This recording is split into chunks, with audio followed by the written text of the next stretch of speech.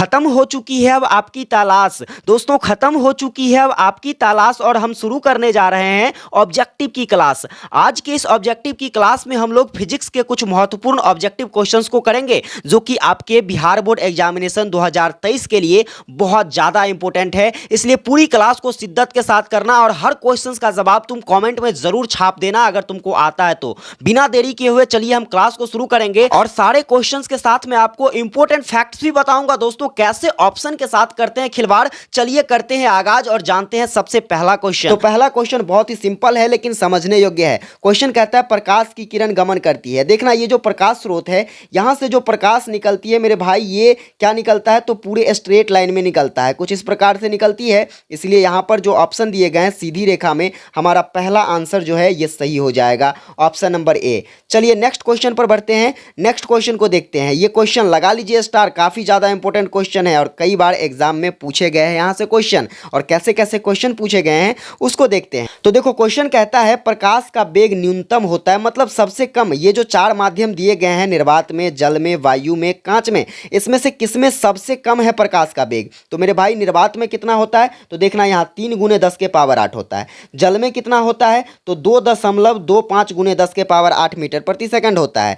वायु में कितना होता है तो ध्यान रखना यहाँ पर एक पॉइंट, अगर आपसे निर्वात में पूछ लिया जाए या फिर आपसे वायु में पूछ लिया जाए या आपसे हवा में पूछा जाए तो सीधा सीधा आप ध्यान रखोगे कि इसमें कितना होता है तो 3 × 10⁸ मीटर प्रति सेकंड होती है प्रकाश की चाल। अब बात कर लेते हैं कांच की। तो कांच में दोस्तों कितना होता है 2 × 10⁸ मीटर प्रति सेकंड। अब यहाँ पर जरा गौर करना, यहाँ पर देखिए इसमें है 3 × 10⁸, इसमें है 2.25 और इसके बाद इसमें भी था कितना 3 × 10⁸। अब यहाँ पर एक जो है ये सबसे कम किस में दिख रहा है तो कांच में दिख रहा है। तो दोस्तों इसका सही आंसर क्या हो जाएगा, ऑप्शन नंबर डी हो जाएगा। देखिए यहाँ से कुछ और क्वेश्चंस आपसे पूछे जा सकते हैं। वो क्वेश्चन कैसे पूछा जा सकता है तो आपसे पूछ लिया जा सकता है, जैसे मान लीजिए निर्वात में प्रकाश का चाल कितना होता है तो आप ध्यान रखोगे 3 × 10⁸ मीटर प्रति सेकंड होता है। या तो फिर आपसे पूछ लिया जा सकता है जल में कितना होता है, कांच में कितना होता है, तारपीन के तेल में कितना होता है। इसको रटना नहीं है मेरे भाई, मैंने आपको इसके लिए ट्रिक वाला वीडियो बना दिया है। अगर आपने नहीं देखा है तो प्लेलिस्ट से जाकर जरूर उस वीडियो को देख लेना। चलिए नेक्स्ट क्वेश्चन देखते हैं। दोस्तों नेक्स्ट क्वेश्चन जो है हमारा, ये क्वेश्चन कहता है कि मोटर गाड़ी के चालक के सामने लगा होता है। बहुत ही दमदार क्वेश्चन है और इसका ऑप्शन देखिए कहता है समतल दर्पण लगा होता है, उत्तल दर्पण, अवतल दर्पण या उत्तल लेंस लगा होता है। इसका आंसर मेरे भाई आपको कमेंट करके बताना है। सही आंसर क्या होगा मैं आपको अगली वीडियो में बताऊंगा। चलिए नेक्स्ट क्वेश्चन देखते हैं। नेक्स्ट क्वेश्चन हमारा चौथा क्वेश्चन क्या कहता है, समझना जरा इस क्वेश्चन को गौर से। देखो मोटर कार के हेडलाइट में किसका प्रयोग होता है, समतल दर्पण का, उत्तल दर्पण का या तो अवतल दर्पण का। यहाँ पर देखना जो भी मोटर कार आपसे बोल दिया जाए या फिर कोई भी वाहन की बात करें मेरे दोस्त, तो कोई भी वाहन की बात करें तो उसका जो हेडलाइट होता है कुछ इस प्रकार से बना होता है और इसका परावर्तक सतह दोस्तों ये होता है। ये देखिए ये परावर्तक सतह होता है और आपने पढ़ा है कि जिस दर्पण का परावर्तक सतह क्या हो तो धंसा हुआ होता है उस दर्पण को हम लोग कौन सा दर्पण कहते हैं तो अवतल दर्पण कहते हैं। कौन सा दर्पण कहते हैं दोस्तों, अवतल दर्पण कहते हैं। इसलिए आप ध्यान रखेंगे कि वाहनों के हेडलाइट में कौन सा दर्पण लगा होता है दोस्तों, अवतल दर्पण लगा होता है। इसलिए इसका सही आंसर क्या हो जाएगा, ऑप्शन नंबर सी। चलिए नेक्स्ट क्वेश्चन पर देखते हैं। ये भी बहुत ज़्यादा इंपॉर्टेंट क्वेश्चन है और कई बार एग्जाम में पूछा गया है। देखो क्वेश्चन क्या कहता है, समतल दर्पण द्वारा बना प्रतिबिंब होता है, वास्तविक होता है, काल्पनिक होता है, दोनों होता है, इनमें से कोई नहीं। चलिए समतल दर्पण यहाँ पर देख रहे हैं, समतल दर्पण में जो भी प्रतिबिंब बनता है मेरे भाई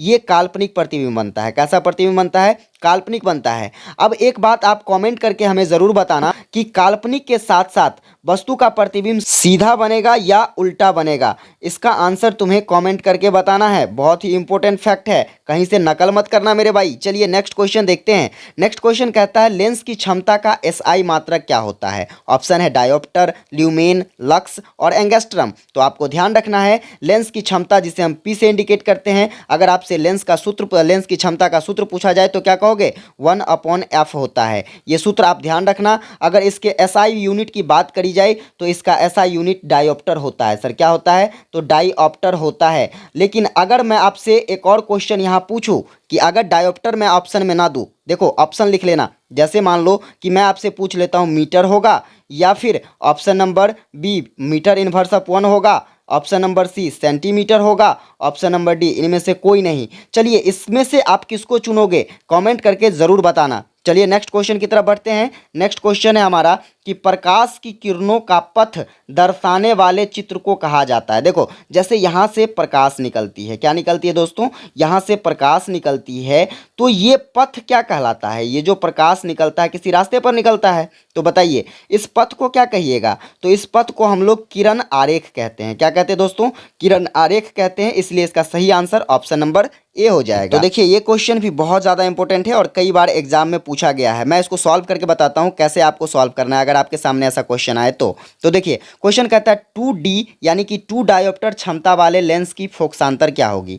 P बराबर कितना दिया है दोस्तों, तो P बराबर यहाँ पर 2D दिया हुआ है। क्या दिया हुआ है, 2D दिया हुआ है। हमसे F का वैल्यू पूछा जा रहा है। मैंने आपको पीछे भी फॉर्मूला बताया है, क्या बताया है, P बराबर होता है 1/F। क्या होता है दोस्तों, 1/F। या बोले तो इसे ऐसे भी लिख सकते हैं, एक डायोप्टर, क्योंकि लेंस की क्षमता का मात्रक क्या होता है, तो डायोप्टर होता है। और एक डायोप्टर बराबर दोस्तों 1/1 मीटर होता है। कितना होता है, 1/1 मीटर। मैं अगर इसको चेंज करूँ किस में, सेंटीमीटर में चेंज करूँ, तो एक डायोप्टर बराबर मेरे भाई क्या हो जाएगा, तो 1/100 सेंटीमीटर। कितना सेंटीमीटर, 1/100 सेंटीमीटर।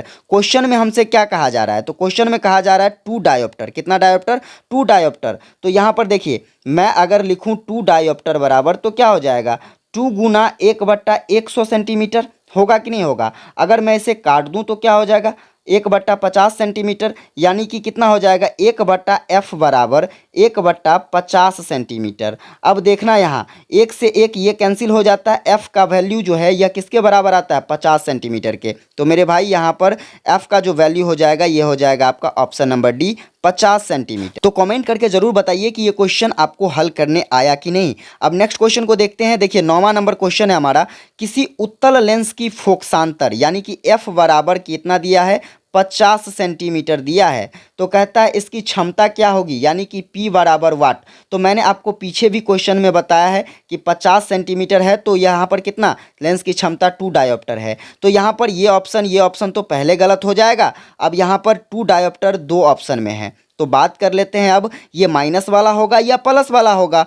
तो यहाँ पर देखना ये लेंस कौन सा है, उत्तल लेंस है। तो मेरे भाई हमेशा ध्यान रखना, आप हमेशा क्या ध्यान रखोगे कि उत्तल लेंस की जो क्षमता होती है यह हमेशा धनात्मक होता है। क्या होता है, उत्तल लेंस की क्षमता हमेशा धनात्मक होता है। इसलिए इसका सही आंसर क्या हो जाएगा, ऑप्शन नंबर डी हो जाएगा। अब बात कर लेते हैं, चलिए नेक्स्ट क्वेश्चन पर। नेक्स्ट क्वेश्चन क्या है, तो प्रकाश की किरणों के समूह को क्या कहते हैं। देखिए यहाँ पर बहुत सारे किरण हैं, बहुत सारे किरण हैं। तो ये किरण एक समूह बना लेता है। क्या बना लेता है दोस्तों, एक समूह। और ये समूह क्या कहलाता है, प्रकाश स्रोत, बिल्कुल भी नहीं।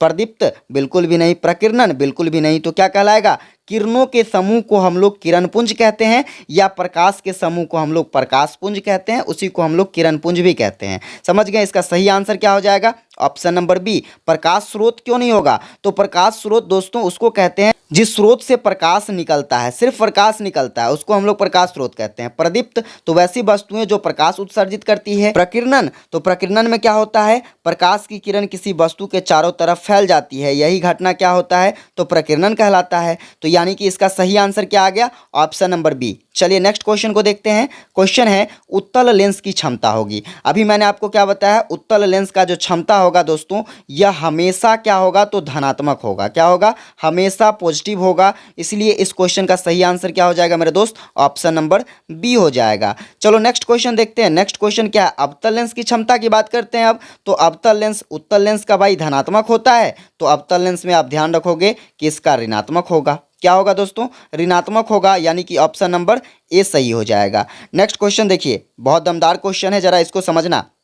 उत्तल लेंस को कहते हैं, क्या कहते हैं, अभिसारी लेंस कहते हैं, द्विउत्तल लेंस कहते हैं, अपसारी लेंस कहते हैं, इनमें से कोई नहीं कहते हैं। देखना यहाँ इसको इस फिगर से हम समझेंगे। उत्तल लेंस, ये जो लेंस है ये कौन सा लेंस है, उत्तल लेंस है। अब यहाँ से जो प्रकाश की किरणें, किसी स्रोत से प्रकाश की किरणें आती है, तो लेंस के अपवर्तक सतह से टकराकर यहाँ क्या हो रहा है, किसी एक बिंदु पर इकट्ठा हो रहा है। क्या हो रहा है दोस्तों, एक बिंदु पर इकट्ठा हो रहा है, मतलब अभिसरित हो रहा है। क्या हो रहा है, अभिसरित हो रहा है। तो अभिसरित जब प्रकाश की किरणें किसी एक बिंदु पर हो तो हम लोग उसे क्या कह लेंगे, अभिसारी लेंस कह लेंगे। चलिए आप कमेंट करके हमें बताएंगे कि अगर मैं आपसे पूछ लूँ यहाँ लेंस की जगह उत्तल दर्पण। कौन सा दर्पण? तो उत्तल दर्पण को आप दूसरे शब्दों में कौन सा दर्पण कहिएगा? कमेंट करके जरूर बताना। चलिए नेक्स्ट क्वेश्चन की तरफ बढ़ते हैं। हमारा नेक्स्ट क्वेश्चन है अवतल लेंस को कहते हैं। अब यहाँ इसको भी हम फिगर से समझेंगे। देखो प्रकाश की किरणें यहाँ गई और लेंस के अपवर्तक सतह से टकराया। टकराने के बाद ये किरणें क्या हो गई? तो इधर भाग गई। मतलब क्या हो गया? अपसृत हो गया, फैल गया। क्या हो गया दोस्तों? फैल गया। तो ये लेंस कौन सा लेंस कहलाएगा दोस्तों? अपसारी। अपसृत से क्या बना? अपसारी लेंस। कौन सा लेंस बना दोस्तों? तो अवतल लेंस को क्या कह लेंगे हम लोग? अपसारी लेंस। चलिए यहाँ भी आपको एक क्वेश्चन का आंसर करना है और क्वेश्चन क्या है? तो अवतल दर्पण को आप कौन सा दर्पण कहोगे? अवतल दर्पण को आप कौन सा दर्पण कहोगे? इसका आंसर आपको कमेंट करके बताना है। चलिए नेक्स्ट क्वेश्चन पर बढ़ते हैं। हमारा नेक्स्ट क्वेश्चन है कि निम्न में से कौन सा पदार्थ लेंस बनाने के लिए, समझना इसको, लेंस बनाने के लिए प्रयुक्त नहीं होता है? जल बिल्कुल होता है। कांच, बिना कांच के तो हम लेंस बना ही नहीं सकते। प्लास्टिक प्रयोग में आता है। एक हमारा ऑप्शन नंबर डी है जो कि है मिट्टी। मिट्टी का प्रयोग हम लोग कहाँ नहीं करते हैं दोस्तों? तो लेंस के निर्माण में। किसके निर्माण में भाई? लेंस के निर्माण में मिट्टी का प्रयोग नहीं करते हैं। चलिए नेक्स्ट क्वेश्चन पर बढ़ते हैं। नेक्स्ट क्वेश्चन हमारा क्या है? 16 नंबर क्वेश्चन है कि किस दर्पण से हमेशा वस्तु का छोटा प्रतिबिंब? दर्पण कौन सा है? दर्पण बोले तो उत्तल। दर्पण बोले तो उत्तल दर्पण एक ऐसा दर्पण है जिसमें वस्तु का हमेशा छोटा प्रतिबिंब बनता है। लेकिन दोस्तों मैं आपसे लेंस की बात करूं तो लेंस में कौन सा लेंस हो जाएगा? तो आप ध्यान रखना, एक अवतल लेंस ऐसा लेंस है जिसमें वस्तु का हमेशा छोटा प्रतिबिंब बनता है। कैसा प्रतिबिंब बनता है? छोटा प्रतिबिंब बनता है। चलिए नेक्स्ट क्वेश्चन देखते हैं। नेक्स्ट क्वेश्चन क्या है?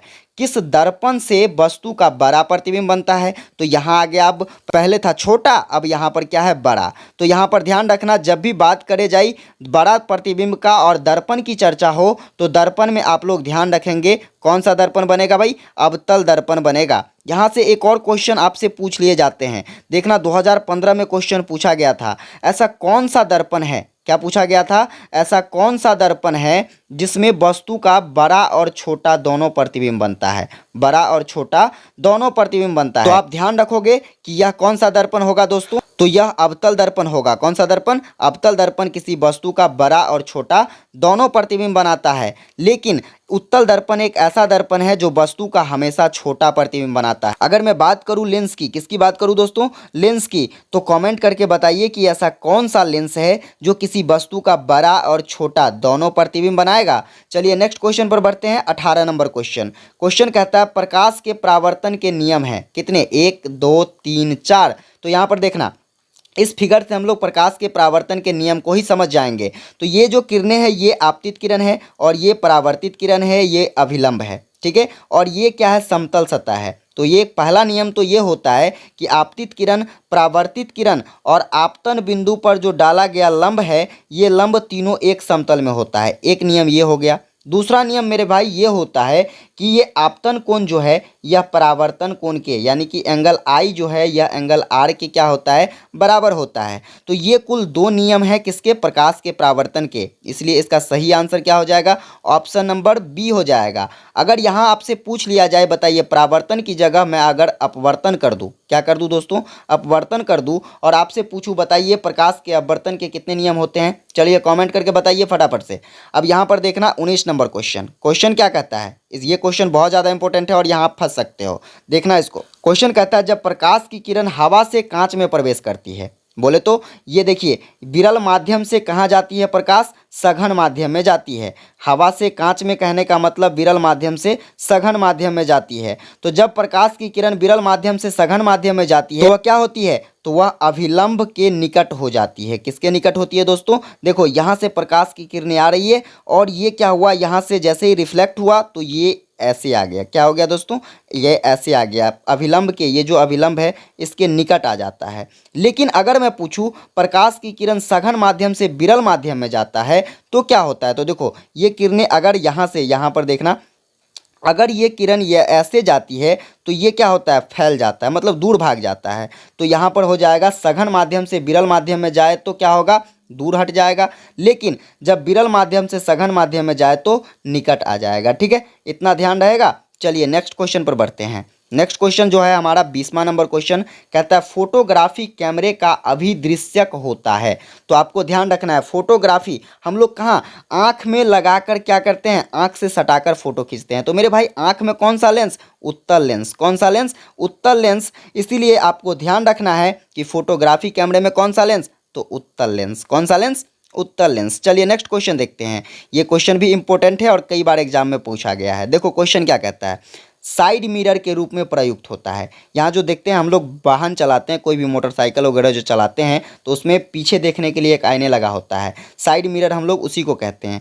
और ये मिरर जो है क्या करता है, तो बड़े बड़े वाहन भी अगर पीछे से आ रहे होते हैं ना तो इस फिगर में हमको छोटा सा दिखना शुरू हो जाता है। तो बताइए ऐसा कौन सा दर्पण है जो वस्तु का हमेशा छोटा प्रतिबिंब बनाता है। तो दोस्तों यह है उत्तल दर्पण। कौन सा दर्पण है, उत्तल दर्पण। इसलिए इसका सही आंसर ऑप्शन नंबर बी हो जाएगा। चलिए नेक्स्ट क्वेश्चन देखिए, आपका नेक्स्ट क्वेश्चन है, क्वेश्चन कहता है एक अवतल दर्पण की फोकस दूरी 10 सेंटीमीटर है।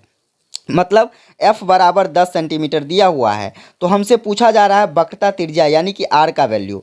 तो हमने आपको पढ़ाया है f बराबर क्या होता है, r/2 होता है। तो जब हमें r का वैल्यू निकालना है तो क्या हो जाएगा, 2f हो जाएगा। मतलब 2 गुना 10 सेंटीमीटर यानी कि 20 सेंटीमीटर। चलिए ऑप्शन खोजिए, तो ये ऑप्शन नंबर बी जो है हमारा सही आंसर हो जाएगा। चलिए नेक्स्ट क्वेश्चन की तरफ बढ़ते हैं। आपका नेक्स्ट क्वेश्चन जो है, इस क्वेश्चन को भी समझना, ये भी बहुत ज़्यादा इंपॉर्टेंट क्वेश्चन है। क्वेश्चन कहता है निर्गत किरण। तो भाई मेरे फिगर में देखना निर्गत किरण कहाँ है। देखिए ये जो फिगर है, इस फिगर में ये जो किरणें यहाँ से निकल रही है ना, ये निर्गत किरण है। कौन सा किरण है, निर्गत किरण। और अभिलंब बोले तो ये जो लंब डाला गया है ये अभिलंब है। तो इस दोनों के बीच में जो एंगल बन रहा है इसको हम लोग क्या कहेंगे, तो दोस्तों याद रखना इसको हम लोग निर्गत कोण कहते हैं। और निर्गत कोण को किस चीज़ से सूचित करते हैं, तो स्मॉल ई से। किससे सूचित करते हैं मेरे भाई, स्मॉल ई से सूचित करते हैं। अब देखना यहाँ ऑप्शन नंबर ए क्या है, तो आपतन कोण। किसको कहिएगा भाई, अगर आपसे पूछ लिया जाए कि आपतित किरण और अभिलंब के बीच में जो कोण बनता है तो उसे क्या कहोगे, तो आपतन कोण कहोगे। इसे हम आई से सूचित करते हैं, ठीक है। और यहाँ पर ऑप्शन नंबर बी क्या है, परावर्तन कोण। किसको कहोगे, तो परावर्तित किरण और अभिलंब के बीच के बने कोण को हम लोग क्या कहते हैं, परावर्तन कोण कहते हैं। और इसे हम लोग स्मॉल आर से सूचित करते हैं। चलिए नेक्स्ट क्वेश्चन की तरफ बढ़ते हैं। हमारा नेक्स्ट क्वेश्चन स्टार लगा लो, और कई बार छपा है ये क्वेश्चन एग्जाम में। सरल सूक्ष्मदर्शी में किसका उपयोग। तो यहाँ भी हम लोग सरल सूक्ष्मदर्शी देखने के लिए किसका, आंख का प्रयोग करते हैं मेरे भाई। और आंख में कौन सा लेंस, तो आंख में उत्तल लेंस। यानी कि इसका सही आंसर क्या होगा दोस्तों, तो हो जाएगा हमारा ऑप्शन नंबर डी, उत्तल लेंस। सरल सूक्ष्मदर्शी में कौन सा लेंस, तो उत्तल लेंस। चलिए नेक्स्ट क्वेश्चन देखिए, 25 नंबर क्वेश्चन है हमारा कि किस लेंस के द्वारा सिर्फ काल्पनिक प्रतिबिंब बनता है। ये यहाँ पर बनता है, ठीक है। किस लेंस के द्वारा काल्पनिक प्रतिबिंब, तो बोले यहाँ पर ऑप्शन क्या है, उत्तल लेंस, इसके बाद है अवतल लेंस, इसके बाद है बाइफोकल लेंस। तो यहाँ पर देखना काल्पनिक प्रतिबिंब कौन बनाता है। तो लेंस की अगर बात करें दोस्तों, किसकी बात करें, लेंस की बात करें, तो केवल और केवल अवतल लेंस एक ऐसा लेंस है। कौन सा लेंस, अवतल लेंस एक ऐसा लेंस है जो किसी वस्तु का हमेशा काल्पनिक प्रतिबिंब बनाता है। लेकिन अगर बात करें हम लोग दर्पण की, किसकी बात करें, दर्पण की, तो आपको ध्यान रखना है उत्तल दर्पण एक ऐसा दर्पण है जिसमें वस्तु का हमेशा काल्पनिक प्रतिबिंब बनता है। तो यहाँ पर लेंस की बात करी जा रही थी, तो लेंस में हम लोग ध्यान रखेंगे कौन सा लेंस, तो अवतल लेंस। यानी कि ऑप्शन नंबर बी क्या हो जाएगा इसका सही आंसर। चलिए नेक्स्ट क्वेश्चन देखिए, ये क्वेश्चन भी इंपॉर्टेंट है। परावर्तन के नियम को यहाँ कौन निर्धारित करता है। देखो ये जो आपको हमने दूसरा नियम बताया था पीछे भी कि ये किरण क्या है, आपतित किरण, और ये अभिलंब है, और ये परावर्तित किरण। यहाँ कौन बनता है, आपतन कोण, यहाँ बनता है परावर्तन कोण। और एक नियम है परावर्तन का कि एंगल आई बराबर क्या होता है, एंगल आर होता है। मतलब कहने का मतलब है कि आपतन कोण किसके बराबर होता है दोस्तों, परावर्तन कोण के। यानी कि यहाँ पर हमारा ऑप्शन नंबर ए जो है सही हो जाएगा। ये सारे ऑप्शन क्या है दोस्तों, तो गलत है। चलिए नेक्स्ट क्वेश्चन देखिए, नेक्स्ट क्वेश्चन है हमारा काल्पनिक प्रतिबिंब होता है। काल्पनिक प्रतिबिंब कैसा होता है, सीधा, उल्टा, दोनों, इनमें से कोई नहीं। तो आप ध्यान रखेंगे एक ट्रिक के माध्यम से। किसके माध्यम से दोस्तों, एक ट्रिक के माध्यम से, वायु आसी। क्या याद रखोगे, वायु आसी। मतलब क्या होगा सर, तो वायु, वा बोले तो वास्तविक, वा बोले तो जो प्रतिबिंब वास्तविक होगा वो हमेशा उल्टा बनेगा। क्या बनेगा, हमेशा उल्टा बनेगा। लेकिन जो प्रतिबिंब आभासी होगा, आभासी बोले तो काल्पनिक, आभासी बोले तो काल्पनिक, तो जो काल्पनिक होगा वो हमेशा सीधा बनेगा। यानी कि क्वेश्चन के कहने का तात्पर्य क्या था, काल्पनिक प्रतिबिंब होता है तो यहाँ पर ऑप्शन नंबर ए हो जाएगा हमारा सही आंसर, सीधा होता है। नेक्स्ट क्वेश्चन देखिए, नेक्स्ट क्वेश्चन है हमारा 28 नंबर कि लेंस में मुख्य फोकस की संख्या कितनी होती है। तो फिगर में देखना, यहाँ पर एक फोकस यहाँ है, एक फोकस यहाँ है, तो कुल मिलाकर फोकस की संख्या कितनी हो गई, 2 हो गई। तो ऑप्शन में देखो, ऑप्शन में हमारा ए नंबर जो ऑप्शन है ये क्या हो जाएगा, सही हो जाएगा।